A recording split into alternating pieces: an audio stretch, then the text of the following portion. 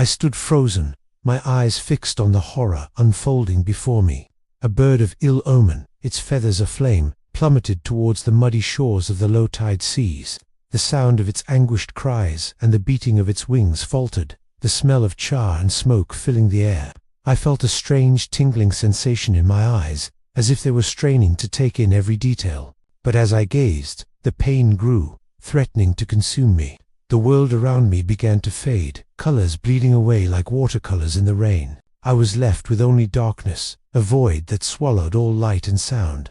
Yet, in this desolate landscape, my imagination ran wild. I saw Rome in ruins, a city ravaged by time and neglect, but it was a place I longed to visit, a testament to the greatness of Julius Caesar's leadership. As my sight faltered, the images in my mind's eye grew more vivid.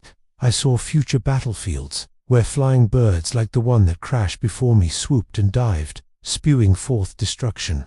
I heard the hum of mosquito-like machines, their presence a constant threat. My eyes burned with an agonizing pain, as if the very act of seeing was being ripped from me. But still, the visions came. A great metal beast emerged from the smoke, its roar thunderous and terrifying. Soldiers in strange modern attire marched forth, their fire-belching tubes at the ready. And above it all, massive birds filled the darkened sky, their shadows casting a pall of fear over the land. What sorcery was this? How could I see such things? Then, in the midst of the chaos, I tasted something sweet and comforting. A warm corn porridge, cooked pigskin and meat. The flavors danced on my lips, a respite from the horrors I had witnessed. I was riding in some sort of moving chariot that seemed to defy the laws of the ancient world. A man whose steers turned back, his face a mirror image of my own, yet older, wiser. He smiled, and I felt a sense of unease. "You have been blinded out of the ordinary," he said, his voice low and mysterious, "to experience things outside of it. Now your task is to prevent the wars you've seen, unlock the secrets of these metal beasts, and share your visions with Julius Caesar himself." I was taken aback. How could I, a blind man, possibly achieve such feats? But my future self seemed undeterred. "Through this," he said, his eyes twinkling, "I am going to urge you to find a craftsman who could volunteer. Make them a round glass window, 17 feet high, with a diameter to match, and a thickness of 5 inches. The frame should be 3 inches wide, made of bronze, strong as sword metal. The glass color should be pale blue-green, like a still ocean wave. Your view must be restored, but with a brighter future." As he spoke, I felt a sense of purpose rising within me. Blinded by reality, I turned to my imagination for guidance, embarking on a quest to turn what I had witnessed into a reality. The journey ahead would be fraught with danger, but I was determined to see it through. With my new purpose, I sought out a craftsman, and fate led me to Marcus. We worked tirelessly in his workshop, measuring and cutting the bronze frame, carefully crafting the pale blue-green glass. As we labored, I felt that strange sensation building inside me again, like the visions were stirring. Suddenly, I was transported. I saw a city in ruins, buildings reduced to rubble, and people fleeing in terror. I saw the metal beast from my previous visions, its roar thunderous as it tore through the streets. And I saw the soldiers, their fire-belching tubes firing indiscriminately. The vision faded, and I stumbled, grasping for Marcus's shoulder. "What's wrong?" he asked, his face etched with concern. "I saw something," I replied, my mind reeling. "A city, in ruins, the metal beast, the soldiers. It's coming, Marcus. Whatever I've seen, it's coming." His expression turned grave. "We'll work faster," he said, his voice firm. We worked on, the visions returning sporadically, each one a glimpse of the challenges ahead. But with every moment, I felt more focused, more determined. As the sun dipped below the horizon, Marcus and I stepped back to admire our handiwork. The glass window was taking shape, its pale blue-green hue glowing softly in the fading light. "It's beautiful," Marcus said, his voice filled with pride. I nodded, my mind racing. Maybe this glass window would be more than just a tool for restoring my sight. Maybe it would be the key to unlocking the secrets of the visions and changing the course of history. After building the window in Byzantium, we knew transporting it to Egypt would be a monumental challenge. We decided to use a combination of methods, along with the mysterious tool from the future, the chronometer, to navigate the journey. We hired a team of skilled workers to load the window onto a sturdy ship to cross the Mediterranean. As we set sail, I used the chronometer to determine our precise location and course. It proved invaluable, allowing us to navigate efficiently and avoid hazards. After several weeks, we arrived in the port city of Alexandria.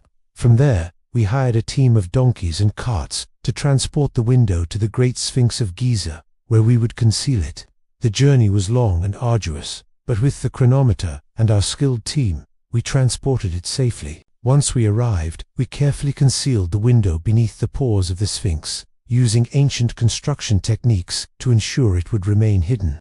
With the window in place, I felt a sense of relief and accomplishment. We had completed the first part of our mission. As I stood in the bustling streets of Alexandria, I felt a glimmer of hope. My vision had begun to return, but it was still faint, like looking through a tiny hole the size of a needle. I could make out shapes and colors, but everything was distorted. I knew I needed to pray to Tyche, the goddess of fortune, to guide me, but I couldn't do it alone. I discreetly asked around and was directed to a small temple dedicated to her on the outskirts of the city. As the first entered, I was greeted by priests and priestesses who welcomed me warmly. I explained my situation, and they nodded sympathetically. "We can help you," one said, "but you must first purify yourself and prepare for the ritual. Are you willing?" I nodded eagerly. They led me through a series of rituals and prayers, cleansing my body and mind. As we prayed, a sense of calm washed over me, and my vision cleared slightly. Finally, we reached the praying station, a small altar dedicated to Tyche. The priest handed me a small statue of the goddess. I held it tightly as I prayed. "Tyche, goddess of fortune and chance," I whispered, "I seek your guidance and blessing. Grant me clarity of vision and purpose. Help me fulfill my destiny." As I prayed, my vision slowly began to return. I was met with a blurry haze, a tiny window of clarity expanding ever so slightly. Reflecting on my journey, I thought back to the pivotal moments witnessing the burning bird, losing my sight, and encountering the mysterious future version of myself. His words echoed in my mind. "Your vision will return, but it will come at a cost." What lay ahead? As I stood before Tyche's altar, I glanced over at Marcus, my trusted companion. "Marcus, do you remember the weeks we spent building the giant glass window?" I asked him. He nodded, a hint of a smile on his face. How could I forget? It was a monumental task.